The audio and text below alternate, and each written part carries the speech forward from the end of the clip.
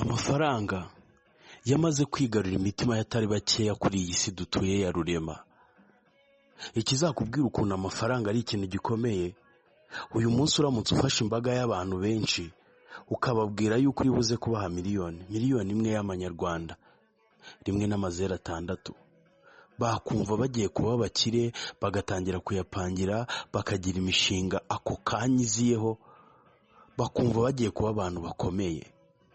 Ariko ikintu gitangaje, uramutse umubwiye yuko iyo miliyoni uri buyimuhe kashi, ariko ukamubwira yuko uri buze kumuha ikizamini, kandi ikizamini gikomeye cyane, yabyumva kandi akabyemera.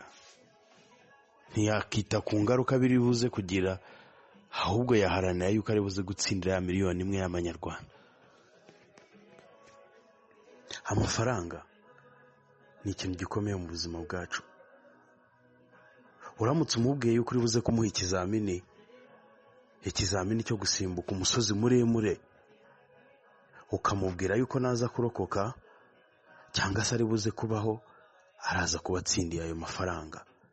Iryo sheto wamushyiriyeho rya miliyoni, yakubwira yuko ari buze kubikora, yakemera gusimbuka uwo musozi, yawurokoka hakabaho, yakemera kuba hari ikimuga cyangwa se abana n'ubumuga, ariko afite amafaranga. Amafaranga dushobora kumara icyumweru cyose, iminsi 7, tutaryama, tutarasinzira, tutararuhuka, turimo turarihiga. Ifaranga ryamaze gukoraniza imitima yacu, ryabaye nka nikotine. Haba umwana cyangwa umusore cyangwa umugabo cyangwa umugore, twese turayashaka.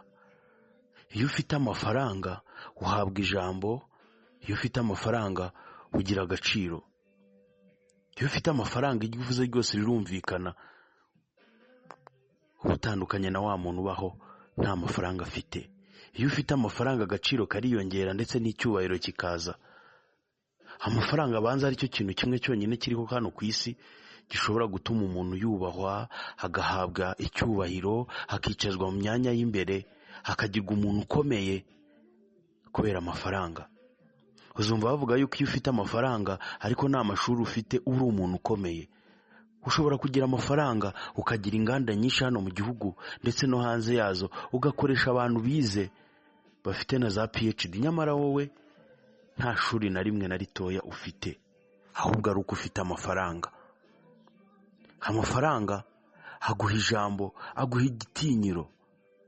Amafaranga yatuma ubona abarinzi bakurinda ku manywa na nijoro, ariko nabo bo ngabo icyo baba bakurikiye ni amafaranga kuriho. Ubayeho udafite amafaranga, biragoye kubaho hano kuri iyi si. Kurya ni amafaranga, kwambara ni amafaranga, kugenda ni amafaranga, ibintu byose ukora ni amafaranga. Ariko se nk'uko abantu benshi bakunda kubivuga, ubundi amafaranga ni ubuzima? Bavuga yuko iyo ufite amafaranga uba ufite byose. Ese koko niko namwe mubibona? Amafaranga ntabwo ari byose nk'uko abantu babivuga. Amafaranga yaguha umutuzo, ariko ntiyagura ubuzima. Igihe twapfuye ntabwo yashobora kutugarura ubuzima. Byumvikane kandi bisobanuke neza yuko amafaranga ni ay'agaciro mu buzima bwacu bwa buri munsi, ariko amafaranga ntabwo ari buri kintu icyo ari cyo cyose. Mwifurije gukomeza kugira ibihe byiza wowe nkunda. Niba uri mushya, kora subscribe.